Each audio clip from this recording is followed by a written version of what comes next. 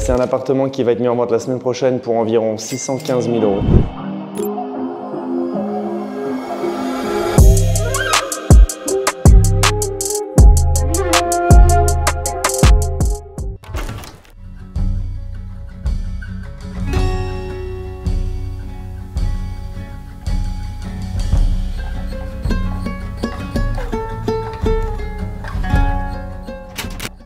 Bonjour et bienvenue dans l'émission Et pourquoi pas. Je suis très heureuse de vous retrouver aujourd'hui. Et pourquoi pas parler d'épargne. Et Julien Krief, et puis Bonjour Julien. Par exemple, on en parlait tout à l'heure, la résidence secondaire, est-ce qu'on doit l'acheter, est-ce qu'on ne doit pas l'acheter? Ces murs, quand on est entrepreneur, on les achète. Comment on fait?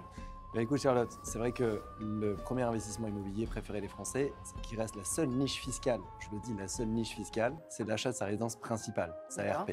Alors aujourd'hui, j'ai décidé de vous raconter une belle histoire. C'est l'histoire de cet immeuble. On est dans le 14e arrondissement à Paris, à quelques pas du parc Montsouris. Et c'est un des premiers immeubles que j'ai acheté il y a plus de 10 ans. On a acheté l'immeuble, il y a une dizaine de lots, il y a 2 bâtiments. Et on a découpé l'immeuble, donc revendu à la découpe, lot par lot. Tous les appartements ont été vendus à l'époque, ils ont même été revendus. On voit le premier étage là qui a été revendu récemment, donc les gens à qui on a vendu ont eux-mêmes revendu. Et l'histoire actuelle, c'est que le dernier étage avec le balcon, c'est le dernier appartement de l'immeuble où il y avait un locataire qui était présent, qui est parti seulement cette année, qui était un taudis qu'on a récupéré presque en ruine, qui était le seul appartement auquel on n'avait pas pu faire les travaux et qu'on vient de récupérer, rénover intégralement et qui va entrer sur le marché en vente la semaine prochaine. Mais avant tout, l'intérêt de cet immeuble, c'est qu'il a une vraie histoire. Venez, je vous raconte.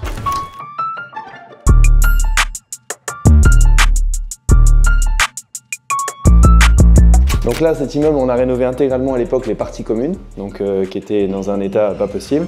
Et on a vendu lot par lot chaque appartement. Et on voit, il y a 2 bâtiments. On va aller voir le jardin.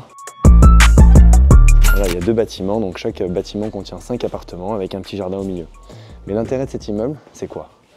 C'est d'illustrer à quel point le réseau est important, la réactivité et aussi la chance et le hasard. Je vous explique pourquoi. Il y a 10 ans, je suis l'été en vacances au bord d'une piscine et mon diagnostiqueur m'appelle. Le diagnostiqueur, donc, qui a accès à l'information en priorité. Pourquoi? Parce qu'on le sollicite quand il y a une vente en général. Quand on appelle un diagnostiqueur, c'est pour préparer les diagnostics en vue d'une vente. Il m'appelle, on est le 20 août.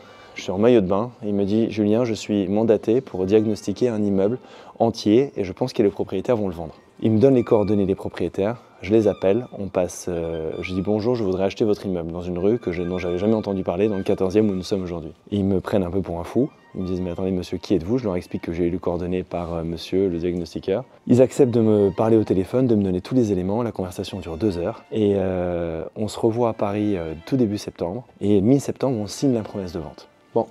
Promesse de vente sans conditions suspensives de financement parce qu'on est financé, on a des lignes de crédit donc je sais comment être financé, encore plus à l'époque, il y a 10 ans. Et donc on signe la promesse et juste après avoir signé, quand on signe sans conditions suspensives, en général on considère que la vente elle est, comme on dit, parfaite. Il n'y a plus de moyen de revenir en arrière. Et le contexte c'est quoi? C'est que les vendeurs sont qui? C'est 2 héritières, 2 femmes d'une 50aine d'années et un gendre qui a une 60aine d'années. Ils viennent d'hériter de l'immeuble du papa qui est décédé quelques mois plus tôt. Donc cet immeuble là où nous sommes, rue Paul Fort, et ils en ont hérité et ils l'ont mis en vente tout de suite. Donc quand on signe, les héritières et l'héritier me tendent un papier après avoir signé chez le notaire, une lettre, et ils me disent c'est drôle qu'on vende à monsieur Krief parce que regardez, on a retrouvé dans les archives donc, du père un courrier d'un monsieur Krief en 1998. Je vous parle de ça, on est en 2010 à peu près, 2010-2011, et ils me sortent un courrier de 1998, donc presque 15 ans plus tôt, d'accord, 20 ans plus tôt, pardon. Ils me montrent qu'on a un courrier, il y a marqué la chose suivante, le courrier est adressé par mon père, et qui dit « Monsieur machin », donc le papa qui est décédé, « J'ai été ravi de vous rencontrer et de visiter votre immeuble rue Paul Fort.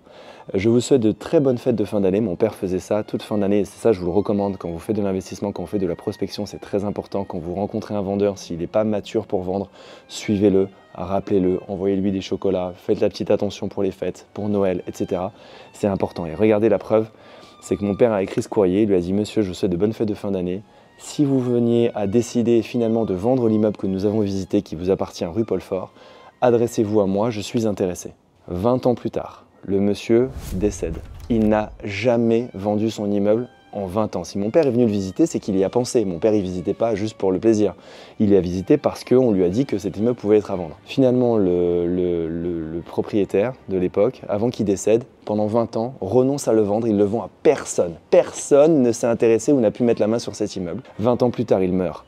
On m'appelle en plein mois d'août. Un diagnostiqueur, même pas un agent immobilier, un diagnostiqueur, qui m'appelle pour me dire que cet immeuble est à vendre. Et qui l'achète? C'est moi, donc le fils de mon père, 20 ans plus tard, complètement par hasard. Voilà, cette histoire, à chaque fois que je la raconte, elle me donne des frissons, c'est une histoire vraie. Et aujourd'hui, il nous reste donc le dernier appartement à vendre, donc plus de 10 ans après, le dernier appartement s'est enfin libéré, on l'a rénové et on va le mettre sur le marché la semaine prochaine. Je vais vous montrer, maintenant on va parler un peu travaux pour vous montrer un peu l'importance des différents détails dans la rénovation. Allez, suivez-moi.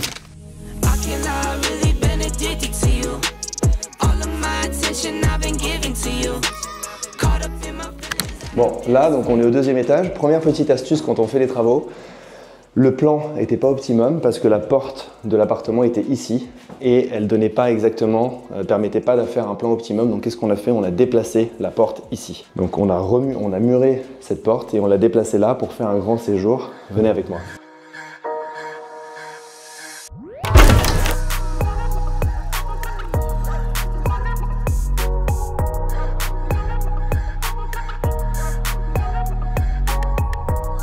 Voilà, il reste quelques éléments de matériaux, mais on a donc un appartement. Je vais allumer la bibliothèque, voilà. Donc là, très important, quand on est dans un appartement parquet, moulure, cheminée, c'est un appartement traditionnel, on n'a pas rajouté de moulures, les moulures étaient d'origine. On les a un peu reconstituées quand elles étaient abîmées, mais pas plus que ça. L'intérêt, quand vous avez une belle cheminée, il faut la conserver. Mon conseil, quand on a un conduit de cheminée qui prend de la place, on met les prises pour la télévision au-dessus de la cheminée, c'est important, et à droite et à gauche, on a des renfoncements. Ces renfoncements ne vont pas être utiles. Donc, autant y insérer des rangements. Donc ça, c'est des rangements sur mesure faits par un menuisier. Ça coûte pas très cher, c'est du chêne.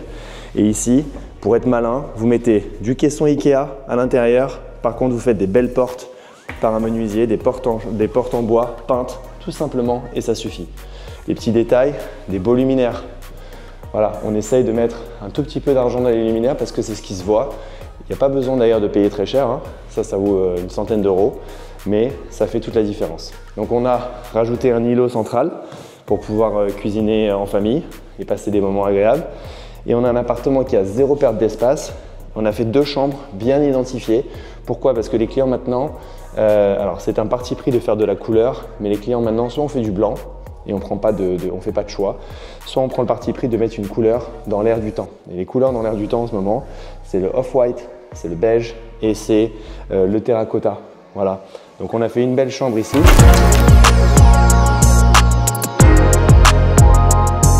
On a fait une belle chambre ici, donc pareil, même principe, on a conservé la cheminée, les prises au-dessus de la cheminée pour mettre la télé, et au-dessus de chaque renfoncement, on met du placard. C'est très important. Le fond du placard, c'est du Ikea, toujours pareil. On met des portes en bois peintes, donc qui sont pas Ikea, et qui font une harmonie avec le reste de la pièce. Et si possible, on rajoute de la LED. Comme ça, quand on s'habille le matin, on voit ce qui se passe. Et ça coûte pas plus cher. Deuxième chambre ici.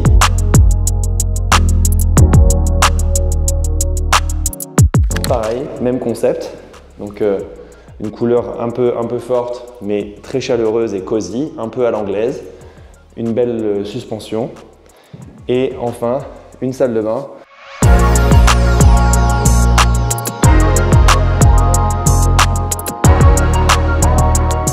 Dans laquelle on a une belle douche à l'italienne. Là, en l'occurrence, on avait 2 fenêtres dans la salle de bain, donc c'est un vrai avantage. Et une vasque assez simple, la salle de bain, fonctionnelle, avec le WC suspendu, c'est hyper important. Donc le clou du spectacle, c'est le balcon, et l'intérêt quand on a un extérieur, c'est de le valoriser. Et là, on avait ce qu'on appelle un garde-manger. Et un garde-manger, c'est dans les vieux immeubles, pas mal d'immeubles haussmanniens, vous avez un garde-manger.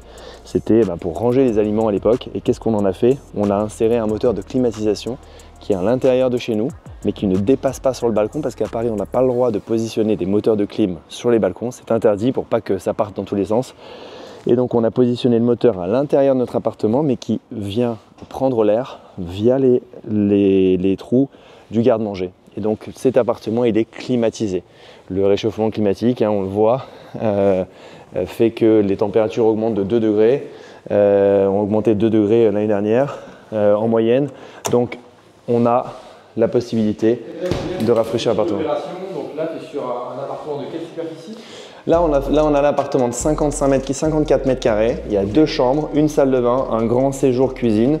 C'est un appartement qui va être mis en vente la semaine prochaine pour environ 615 000 € et donc qu'on espère vendre assez rapidement. Voilà. La stratégie quand vous vendez un appartement, c'est très important quand vous êtes dans un quartier résidentiel. Nous, on sait vendre en direct, c'est-à-dire qu'on a une carte de transaction et on sait faire des transactions nous-mêmes. Mettre une annonce sur Le Bon Coin, sur Se Loger, c'est très simple. Le Bon Coin, c'est le premier site d'annonce en France qui est 2 fois plus visité que Se Loger. 10 millions de visiteurs uniques sur Le Bon Coin pour la partie immobilière. Le deuxième, il est seulement à 5 millions, c'est Se Loger. On sait le faire nous-mêmes. Malgré tout, quand vous voulez vendre vite, adressez-vous, si vous le sentez, si vous avez le feeling, à une agence. Ça ne sert à rien de vous adresser à une agence qui n'a rien à voir avec le quartier. Moi, je recommande une agence locale. Là, vous avez vu un panneau sur la façade, il y a une agence, en l'occurrence La Forêt, qui est très connue dans le quartier.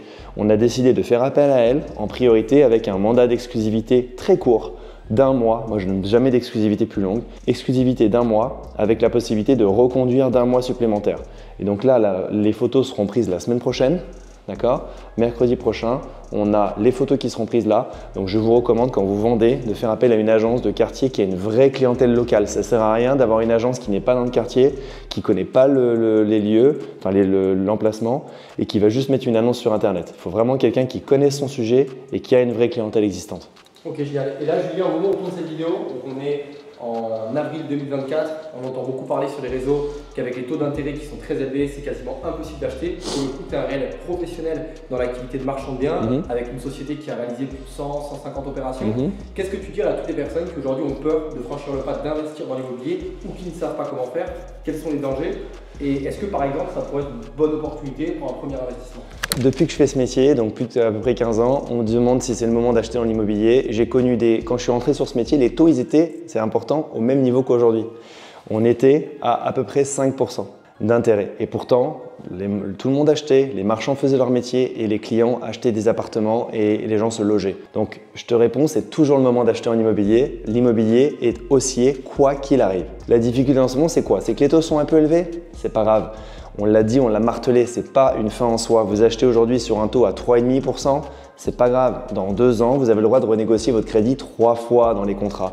Donc dans 2 ans, dans 4 ans, dans 6 ans, vous tapez à la porte de la banque, vous renégociez votre crédit, c'est pas grave. Si jamais la banque n'accepte pas ou qu'elle rechigne un petit peu, elle est obligée d'accepter, en tout cas d'ouvrir la négociation. Vous tapez à la porte d'une autre banque, quelqu'un vous prendra, c'est pas un problème. Par contre, le fait d'avoir des taux élevés, pour moi, c'est une opportunité. Ça nous permet aujourd'hui d'acheter de l'immobilier moins cher. Aujourd'hui, un appartement comme ça, je le dis, en 2019, on l'aurait sans doute vendu 12 500 € du mètre carré. Là, on le met en vente à 11 000 € du mètre carré. Parce qu'on sait, on est réaliste, on sait que les gens ont plus de mal à se faire financer et donc on le vend moins cher. Donc qu'est-ce qui se passe? La personne qui va l'acheter, nous on a vendu dans l'immeuble à 12 000 € du mètre les autres appartements en moyenne, d'accord, à l'époque. Les gens qui vont acheter, ils vont avoir un appartement entièrement rénové. Donc les travaux aujourd'hui à Paris, il n'y a pas de travaux pour moins de 1000 à 1500 € du mètre carré, d'accord? Donc ils vont acheter un appartement dont les travaux coûtent déjà 1500 € du mètre, on va dire. Les travaux qu'on a fait, c'est clairement ce prix-là, d'accord, je peux te le confirmer. Et donc ils vont acheter à 11 000 € du mètre, quelque chose qui a déjà 1500 € du mètre de travaux compris, ça veut dire que c'est comme s'il l'avait payé 9 500. Et ben voilà, 9 500, un appartement comme ça à l'époque,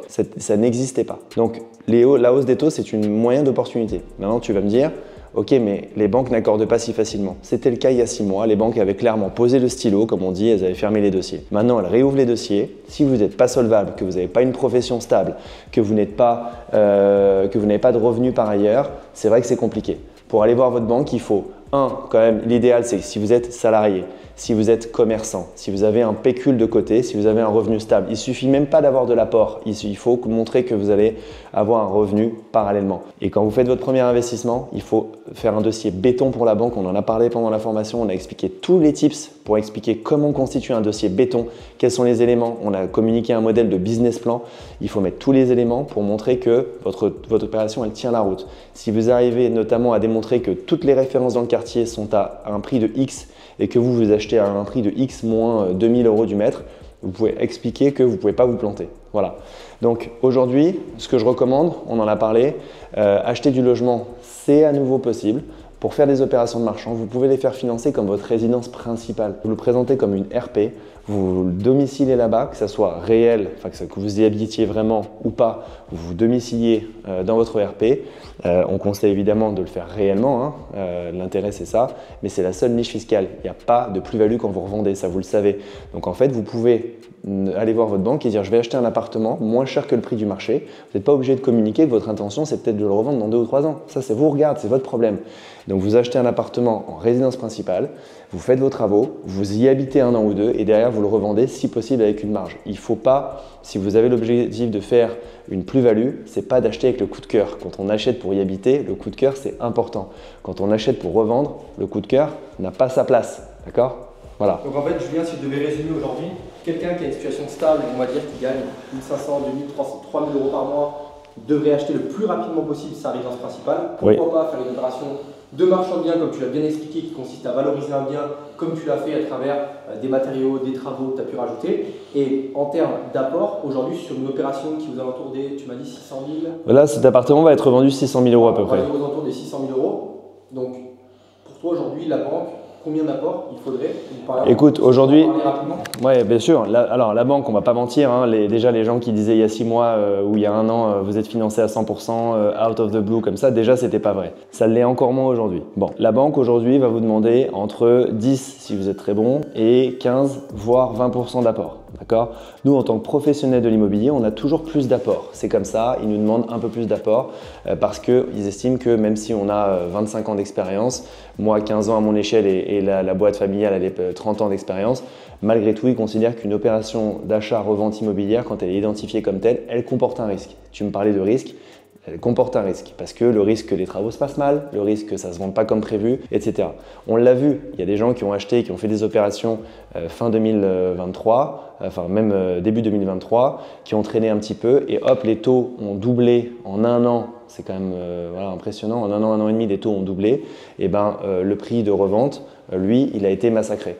Donc en fait, les gens se retrouvaient avec des produits sur les bras qui avaient plus de mal à vendre ou en tout cas qui ne pouvaient plus vendre au prix qui était prévu dans le bilan. Et donc du coup, ça a incité pas mal d'opérateurs à revendre à perte ou revendre à prix coûtant. Parce que les travaux, eux, ils n'ont pas baissé, le coût de l'argent, il a augmenté et les clients ne pouvaient plus se faire financer. Donc pour vendre, tu es obligé de baisser ton prix quand il n'y a pas d'acheteur. Donc je te résume, je réponds à ta question. Les apports, c'est entre 10 et 20%. Voilà. Et il ne faut pas hésiter à mettre de l'apport. Il ne faut pas se dire « Ah, on m'a demandé ton apport ». Le jeu, quand on est à un dîner avec des copains, c'est « Ah, je me suis fait financer à 3, à 2,8, à 3,1 ». Ce n'est pas celui qui a le meilleur taux. On s'en fout en réalité. C'est celui qui paye le moins cher. D'accord ? L'apport, si vous avez un peu de cash, de réserve de côté, mettez-le dans une opération immobilière. Vous ne pourrez pas investir votre argent mieux que ça. Aujourd'hui, pour investir dans les marchés, il faut avoir une vraie connaissance des marchés financiers. D'accord ? Et quand vous investissez 10 000 euros sur les marchés financiers, même si vous êtes très fort et que vous gagnez 10% par an, à la fin, vous avez gagné quoi ? 10 000 plus 1000 plus 1000, 10% c'est 1000. Vous avez gagné 11 000 euros à la fin de l'année, on s'en fout. Mettez vos 10 000 euros dans un bien immobilier et faites une opération. C'est vraiment mon conseil. Aujourd'hui, ce que tu dis, Julien, c'est qu'avec l'immobilier, tu peux avoir réellement un effet de levier sur lequel tu vas faire Bien sûr. non seulement des rendements, mais pas sur ton capital, mais également en plus sur l'emprunt que tu vas faire auprès de la banque.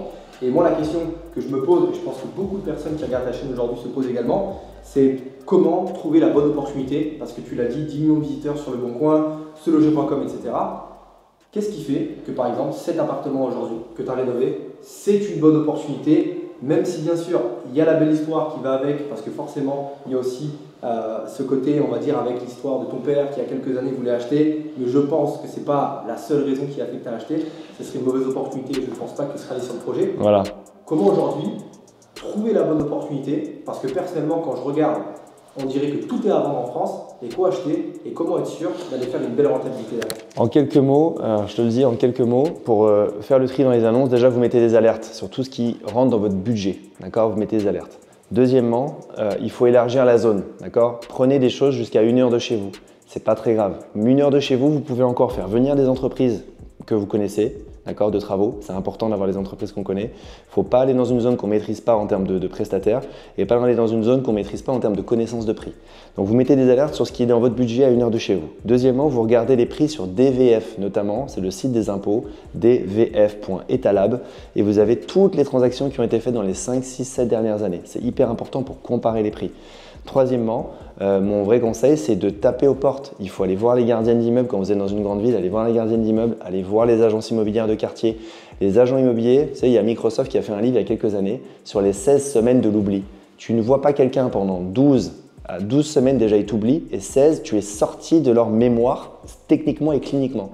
Tu vas voir les gens quand tu veux faire un projet, toutes les semaines, toutes les 2 semaines, tu rentres dans une agence, tu prends un café, tu demandes s'il y a des choses. Donc premièrement, il ne faut pas lâcher, il ne faut pas arrêter de prospecter. Et quatrièmement, la clé, on a parlé des diagnostics. On a fait une interview avec Michael Abitbol, fondateur de Maurice Immobilier, une vingtaine d'agences, superbe réussite. Et on était tous les deux d'accord là-dessus sur le fait qu'aujourd'hui, les diagnostics, ça fait peur. Ah, la première chose qu'on me demande, moi, il y a 15 ans, les diagnostics, on les mettait à peine dans les promesses de vente. On ne savait même pas ce que c'était.